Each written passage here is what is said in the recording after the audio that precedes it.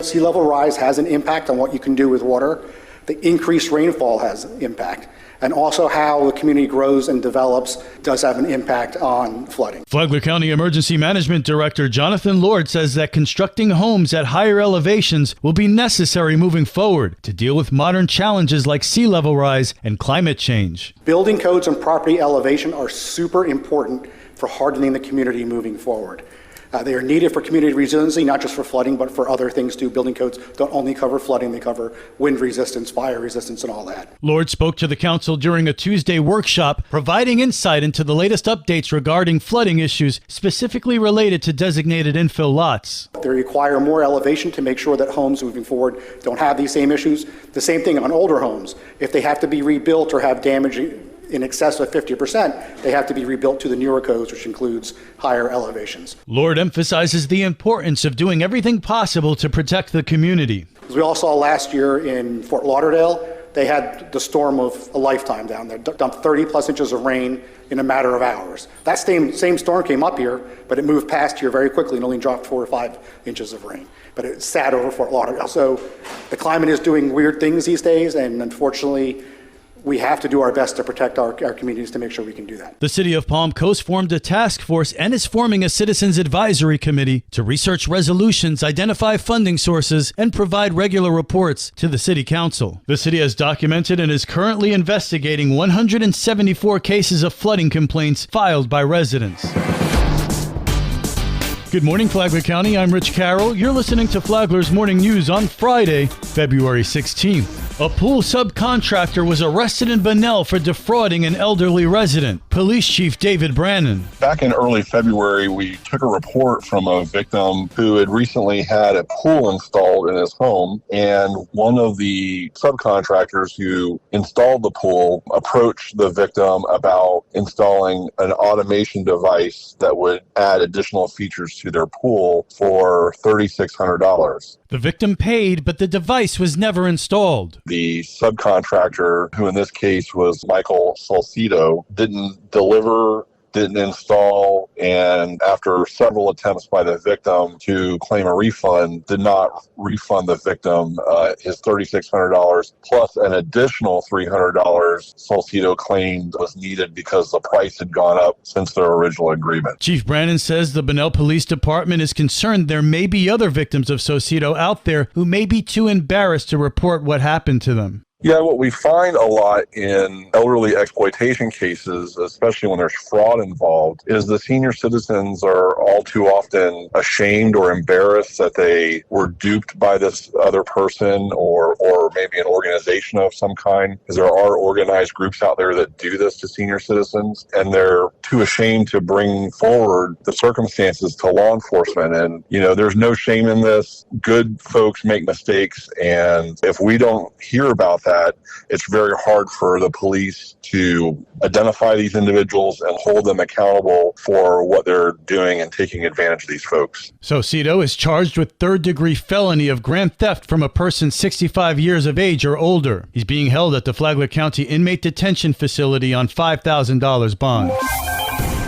This local news is a service of Flagler County's Toyota dealer, Beaver Toyota US 1 St. Augustine, here to wow you. An out-of-state fugitive is caught in a stolen vehicle in Flagler County. The report of a stolen SUV caught the attention of Flagler County Sheriff's deputies when the vehicle was seen at the racetrack gas station on State Route 100 in Palm Coast. 46-year-old Lacey Moyer of Fort Lauderdale was soon put into handcuffs. More from Flagler County Sheriff Rick Staley. On Valentine's Day, 2 fugitives, one driving, one a passenger, in a stolen car made the mistake of stopping in Flagler County. That resulted in them spending Valentine's Day at the Green Roof Inn. The stolen car was recovered after it had been stolen the day before in Broward County, and the driver was a fugitive from Georgia. The passenger turned out to be wanted in Clay County, Florida. So they got a new ride, but it was a one-way trip to the Green Roof Inn. Sheriff Staley adds, let this be a warning to other fugitives. Wherever you're going or wherever you're coming from, stay on I-95 and do not stop in Flagler County, because you will be captured and brought to justice. For Flagler's Morning News, I'm Karen Johnson. His mother's stroke showed him the way. Ed Ubel is the president of Baptist Health. He said that he saw a lack of care and compassion when his own mother had a stroke. I watched the engagement, and it was not at the facility that we serve, but the disconnect, the avoidance of communication, the pressure of trying to make a decision forced on you. And I said, I never want to see that from our team members. Ubel said that's why Baptist Health has a comprehensive stroke program to which he transferred his mother so she could get the proper care she needed. You can listen to the Business Report here on WNZF on Saturday mornings at 10 and on the Flagler radio app. From the WNZF newsroom, I'm Deb Albertson. And now you're up to date on Flagler's Morning News. I'm Rich Carroll.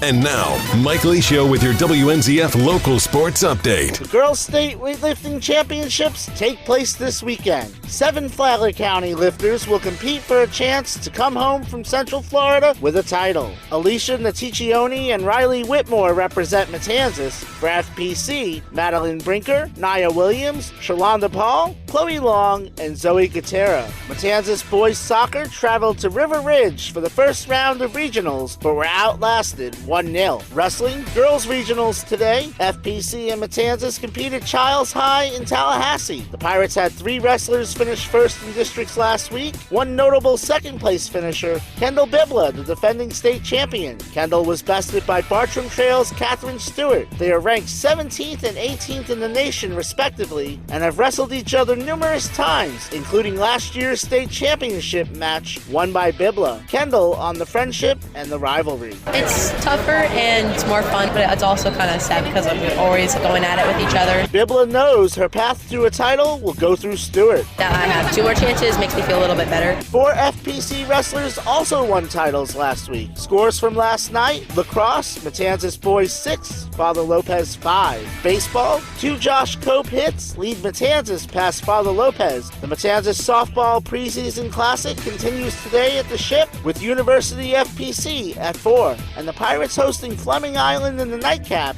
at 7:30. The USTA's Palm Coast Open is taking place at the Palm Coast Tennis Center. Defending champion Gabi Rutan of Romania defeated William Grant to advance. Singles quarterfinals take place today starting at 10 a.m., followed by doubles in the afternoon. Semifinals will take place Saturday, the finals Sunday. WNZF is your home for local sports, with updates Mondays and Fridays. From the Sports Desk, I'm Mike Licio.